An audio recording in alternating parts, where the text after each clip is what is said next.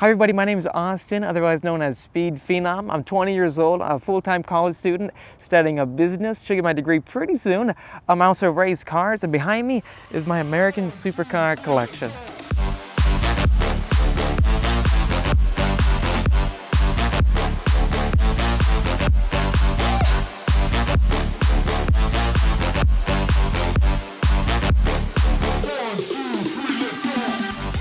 That good? That work? Yes.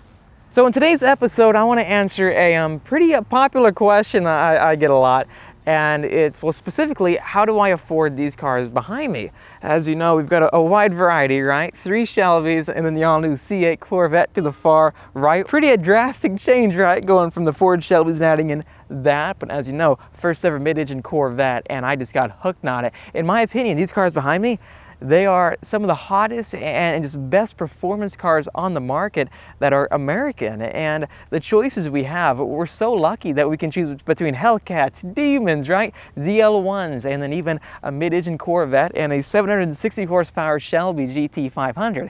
In their own right, these cars are definitely supercars, at least in my opinion. And speaking of American supercars, check out what I just got in the mail today. Coming this way, let's open it up.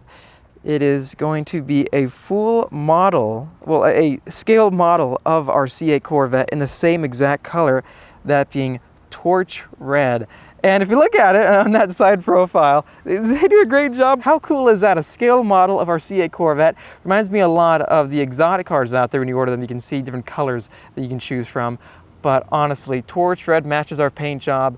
And this is just really cool. These cars are honestly so amazing, and it's so crazy thinking about how much performance they give you, but they're still American. They show everybody what we can do. And as you know, right behind me, we have the Shelby GT350R, 5.2 liter flat plane crank motor, ultimate track car. That's a balanced Mustang. If you want the power experience, you move this way to the 760 horsepower 2020 Shelby GT500, the ultimate Mustang in all regards, that being at the drag strip and the racetrack. And then finally moving this way, the very last Shelby that Carroll Shelby ever worked on before he passed away. So each one of these cars, in my opinion, are very special, and I couldn't be any more happy with them. And I know many of you do like these cars, so asking me how I afford them makes a lot of sense. It really does. And I do my best to answer as many comments as possible about this, but sometimes it gets pretty tough over time.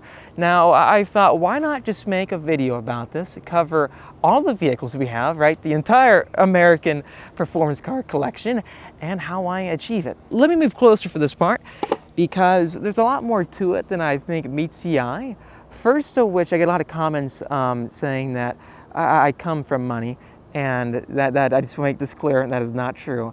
This took a lot of hard work, I think, and sharing my story should be, I hope it inspires many of you. Currently, I run a media LLC with multiple different revenue streams, and some of the revenue streams may come across like, you're doing that? It's so out of this realm compared to this. But just hold on, let me get there. First of which, the one that you're seeing right now is the YouTube. YouTube is it's very interesting thing, because over time, you start out, and it's a lot of hard work putting into it. It always is hard work all the way till now. But the money that you make with it, it seems like it grows exponentially. With our channel, we're able to comfortably afford the payments on all these cars right behind me, and also the maintenance. For example, on a good month of YouTube, you can make north of $30,000. And on a really good day, you can make north of $6,000, at least from my experience. It's not completely based on views. It's views and another aspect, that being CPM. So depending on your CPM, it's the rate that you get paid per the views. So if you have a higher CPM rate, you can make a lot more money. And if you have a lower CPM rate, let's say you get 1 million views, you can get maybe $1,000, which is very low in the spectrum of these numbers. So for example, a business channel, if you're talking about stocks all the time, some of those channels have really high CPM numbers, and they can get paid, let's say $30,000 for just 1 million views. That is YouTube for you. It's all about the ad rates that you get and the content you make, and the CPM that gets attached to your videos. That's just one revenue stream though. once you start adding in affiliate marketing and then sponsorships, stuff starts adding up really quickly.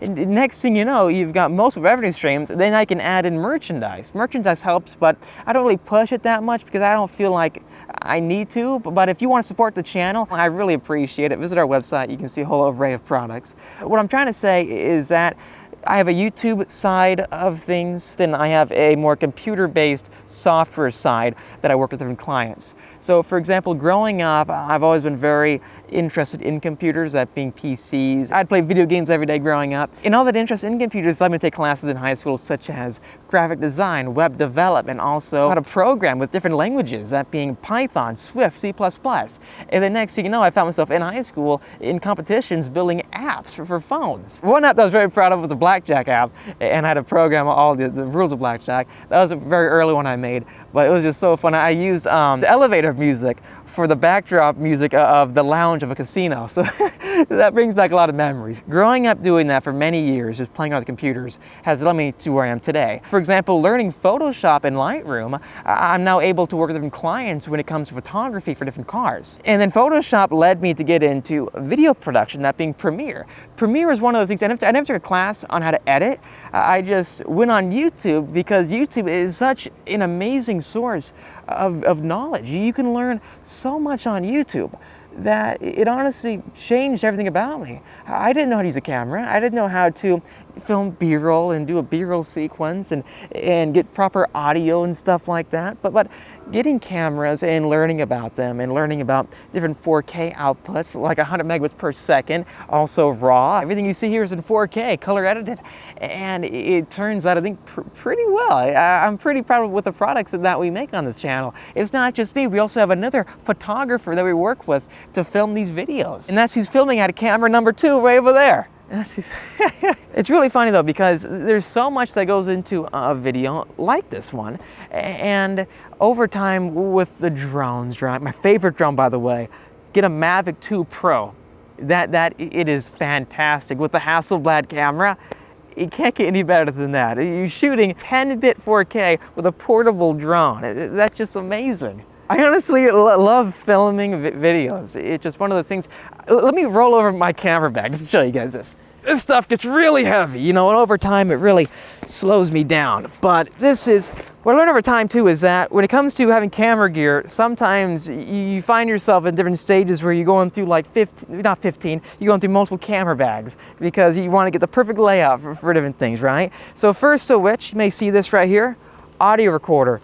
The exhaust we get for these cars on track, we do it with this right here. Awesome tool for getting crisp audio.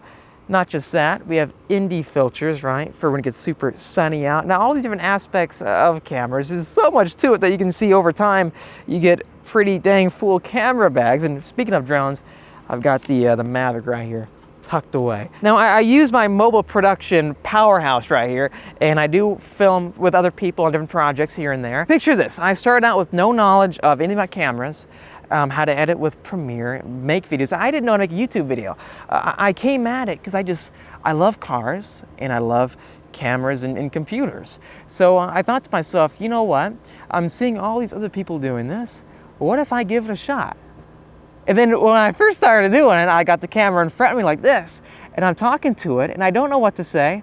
I don't know how to say it. Do I change the pitch of my voice? Do I talk really high pitch like this? I didn't know what to do. So it got very awkward. And even being in public with cameras, till this day, it gets it's pretty different.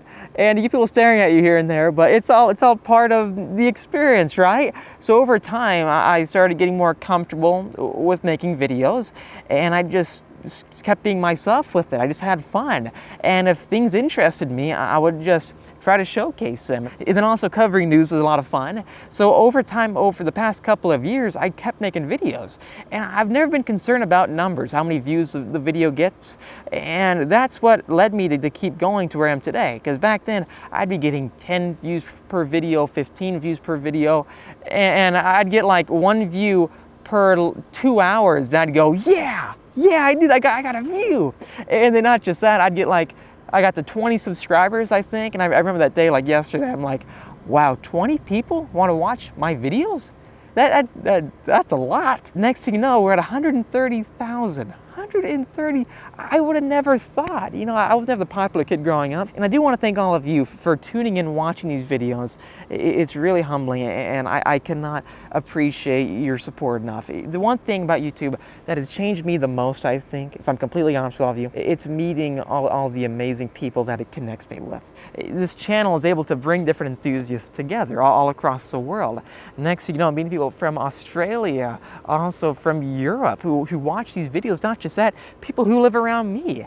And I'm driving somewhere and they go, I've seen your videos. And having that happen, I'm like, wow, it's so crazy how small this world really is. So meeting so many of you in person has been a highlight for me. It's been one of the best parts. The main thing to make clear is that don't give up. If you stick with something over time, if you find something that you're good at and you stick with it, over time you'll realize that doors will open up. And always expect the unexpected, right? Because I can't tell you how many times I've gone somewhere and I've run into somebody, and next you know, we're friends, and that opens another door. It's all about connections sometimes, and then just going with the flow. If you don't give up with something, odds are you're gonna find yourself getting pretty successful at it. Anyways, thanks for watching this video. If you liked it, make sure to hit that like button, it really help me out, and subscribe for much more great content coming your way. I'll see all of you in the next episode.